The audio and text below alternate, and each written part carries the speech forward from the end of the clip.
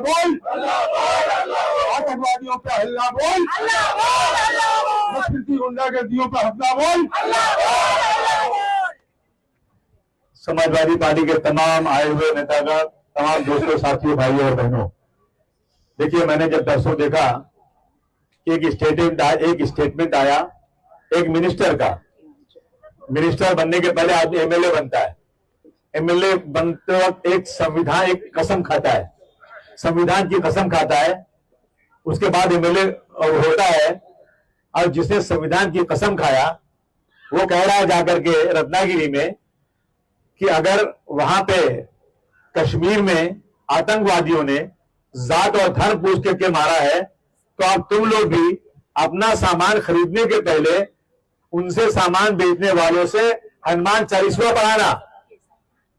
एक आतंकवादी ने धर्म पूछ के मारा, दूसरा आतंकवादी क्या कह रहा है कि सामान बेचने के पहले, खरीदने के पहले हनुमान चालीसा पढ़ा। दोनों बराबर हुए कि नहीं हुए? एक गोली चला रहा है, एक बात से गोली चला के लोगों को अलग अलग कर रहा है। दोस्तों यही नहीं, हम देख रहे हैं, मुझे बहुत खुशी हुई कि जो कश्मीर में हमारे लोगों ने जिस तरह से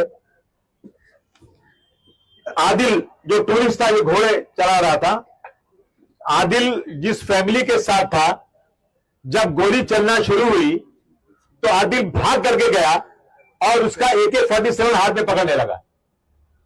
ये बहादुरी का काम है कि नहीं है? किसको बचाने के लिए?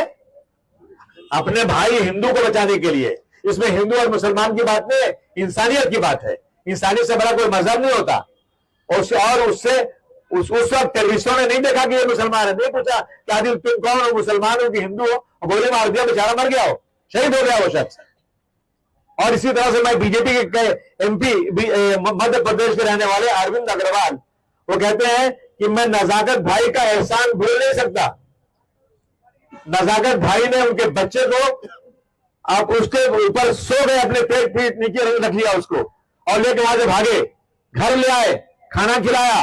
पूरे कश्मीर में मुसलमानों ने अपने उन भाइयों से जो टूरिस्ट गए थे उनसे धर्म नहीं पूछा, उन सबको घर में ले गए, खाना खिलाया, कपड़ा फट गया था कपड़ा दिया, कहा पैसे की जरूरत है पैसा लो, खाना खाओ, और होटल वालों ने कहा यहां रहो, एक पैसा मत दो। इससे बड़ी इंसानियत और क्या हो सकती है? उसके बाद आज जो है भारतवर्ष में रहने वाले मुसलमानों के साथ जो जुल्म हो रहा है, सरकार चुपचाप बैठी देख रही है। हमने पाकिस्तान का कभी सपोर्ट नहीं किया है।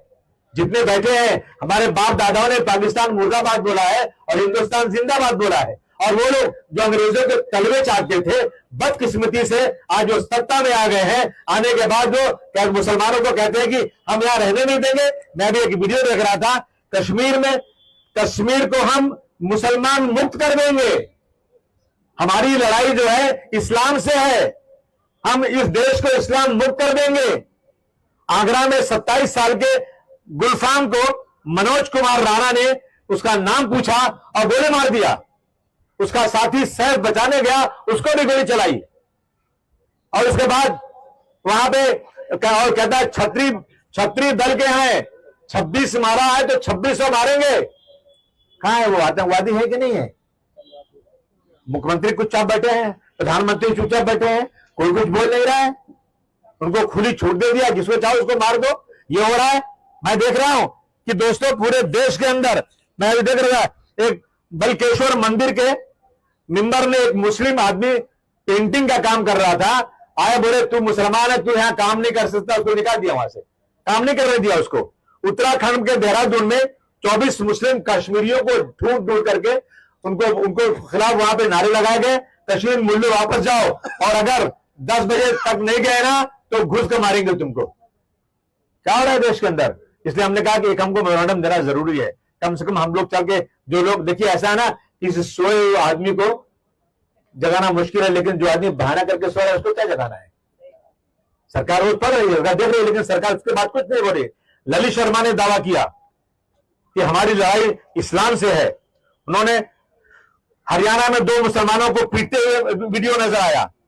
तेलंगाना में बंगाल रेड्डी में मदरसा अरबिया पर हमला कर दिया, वहां की दरगाह पर हमला कर दिया। कितने किस्से बताए जाएं? अभी सांता क्रूज के अंदर उन्होंने एक झंडा पाकिस्तान का लिया, एक झंडा अपना बांग्लादेश का लिया और तीसरा झंडा लिया उन्होंने फलस्तीन का। याद रखिए, फलस्तीन हमारी बहुत बड़ी हमारी आस्था है। फलस्तीन से, फलस्तीन के लिए हम अपनी बदन का आखिरी खतरा भी निछाड़ दे तो कुर्बानी हमारी पूरी नहीं होगी। कुरान शरीफ में लिखा है कि जाओ वहां पर, कितने पैगंबर वहां पैदा हुए, वहां हमारी जो है मस्जिद, जो पहले मस्जिद हमारी वहां पर है, और उस फलस्तीन का झंडा अगर आप जलाएंगे ना तो हम कहेंगे कि उसके लिए हम अपनी जान भी दे देंगे, लेकिन हम चुपचाप बैठेंगे नहीं। वहां पर जब मुसलमानों ने उसका अपोज किया तो पुलिस उनको सपोर्ट कर रही है। मैं पुलिस से कहना चाहता हूं, या होश में आ जाओ, हो सकता है कल हमारी भी सरकार आ जाए, आ सकती है। ये नहीं चलेगा, ये देश संविधान से चलेगा। जिसको चाहो उसको मार दोगे, जिसको चाहो कर दोगे। और हमारे साथ ये जुल्म जाति जो हो रही है देश में, मैं प्रधानमंत्री जी से कहना चाहता हूं कि आप तुरंत होश में आइए और एक स्टेटमेंट दीजिए। मैं प्रधानमंत्री जी, गृह मंत्री जी और श्री मोहन भागवत जी से कहना चाहता हूं कि आप निकलिए बाहर और कहिए कि आतंकवादियों ने जो जात और धर्म पूछकर अगर उन्होंने मारा है तो वो जानते हैं कि हिंदुस्तान में मुस्लिम और हिंदू की लड़ाई ये पार्टियां कर रही हैं। अब ये हमारे इस धर्म पूछने से हिंदुस्तान जो है ना टूटेगा, आपस में लड़ाई और बढ़ेगी। और आप निकल के बोलिए कि हिंदुस्तान का मुसलमान इस देश का चाहने वाला, इस देश के लिए अपनी जान देने वाला है, और उसको बोलिए, आपको बोलना पड़ेगा। ये हो रहा है देश के अंदर आज। इसलिए दोस्तों हम आज यहां आए हैं, आज यहां आप लोगों के पास आए हैं कि अपने को आवाज बुलंद करना है। और ये आवाज यही नहीं बुलंद करना है, ये आवाज बुलंद करना है अभी सिंबॉलिक है। आवाज लगाएंगे, इस ग्राउंड को 1 लाख आदमी से भरेंगे इंशाल्लाह, जरूरत पड़ेगी तो। चुप नहीं रहेंगे। अभी हमारी वक्त जमीन पर हमला हुआ है, याद रखिए। वो कहते हैं कि वक्त जमीन हम मुसलमानों के फायदे के लिए, गरीब मुसलमानों को फायदा होगा। तुम्हारी सरकार में मुसलमानों को फायदा हो ये तुम कभी बर्दाश्त ही नहीं कर सकते हो। एक काम भी आपने ऐसा नहीं किया जिससे मुसलमानों को फायदा हो। आपका हर काम मुसलमानों को बर्बाद करने वाला है। क्या पूरा बर्बाद करने वाला है। आप बताइए, आपने क्या बीजेपी ने एक भी मुसलमान एमएलए बनाया? बीजेपी ने कोई मुस्लिम एमपी बनाया, कोई मिनिस्टर बनाया? और ये मुसलमानों को फायदा करने जा रहे हैं। ये लड़ाई जारी रहेगी, अभी तो शुरुआत है, सिंबॉलिक है, लेकिन सड़क पर आएंगे, गोली चलेगी तो बर्दाश्त करेंगे, लेकिन इस देश के संविधान के खिलाफ कोई काम करेगा ना तो हम उसकी लड़ाई पूरी ताकत के साथ लड़ेंगे। यह मैं ऐलान कर रहा हूं और हम करेंगे इंशाअल्लाह ताला इस चीज को। ये देश हमारा है, इस देश को तोड़ने की कोशिश हो रही है, और पाकिस्तान तो चाहता है कि आपस में लड़े ये लोग, देश कमजोर हो। और हर आदमी चिल्ला चिल्ला कर कह रहा है, जिसकी जितनी वसत है, चाहे मदरसे वाले हों, स्कूल वाले हों, पढ़े लिखे लोग हो, सड़क पर घूमने वाले लोग हों, रिक्शे वाले हों, मजदूर हो, सब चिल्ला चिल्ला मुसलमान कह रहे हैं कि भाई आतंकवाद मुर्दाबाद, आतंकवादियों पर आप जो है ना कड़ा फैसला लीजिए। आपको जो करना हो, सारे देश के लोग आपके साथ खड़े हैं, आप उससे उनके साथ निपटिए। लेकिन ये मुसलमानों से निपट रहे हैं, इनको मुसलमान से फुर्सत ही नहीं है, देश को तोड़ देना चाहते हैं। इसलिए आप लोग आ जाए, हमने पर्सनल कल ही तय किया था कि अपने को बुलाना है, इतने लोग आए, मैं बहुत शुक्रगुजार आप लोगों का, बहुत धन्यवाद हो। किसी को बस नहीं दी गई, किसी को पैसा नहीं दिया गया, सिर्फ मैसेज भेजा गया वीडियो के उसके ऊपर मोबाइल पे, और आप सब आए हैं। हम जा रहे हैं, हम लोग कल गए थे, कल मिल के आए थे गवर्नर से। हाँ, कल गवर्नर से मिलकर आए थे। गवर्नर से रिक्वेस्ट किया है कि आप प्रधानमंत्री जी को, आप मुख्यमंत्री जी को लेटर भेजिए कि वो खड़े निकल कर बोले कि भारतवर्ष के मुसलमानों के साथ जो इस आतंकवाद के बाद जो मुसलमानों के साथ जुल्म जाती हो रहा है उसे तुरंत बंद कर दो।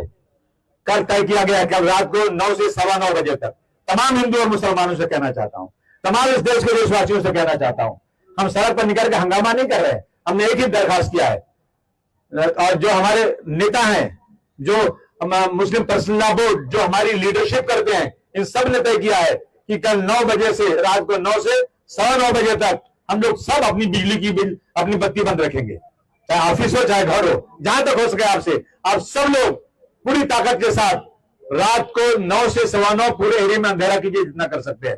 बोलो सब तैयार हो? निकालो, सब वीडियो निकालो। और ये मैसेज जो ना कश्मीर से कन्याकुमारी तक जाना चाहिए, ये मैसेज पूरी दुनिया में जाना चाहिए कि हम कानून के दायरे में रह करके वक्फ बोर्ड का जो कानून बना है, इस कानून के खिलाफ हम लोग कल रात 9 से 9:15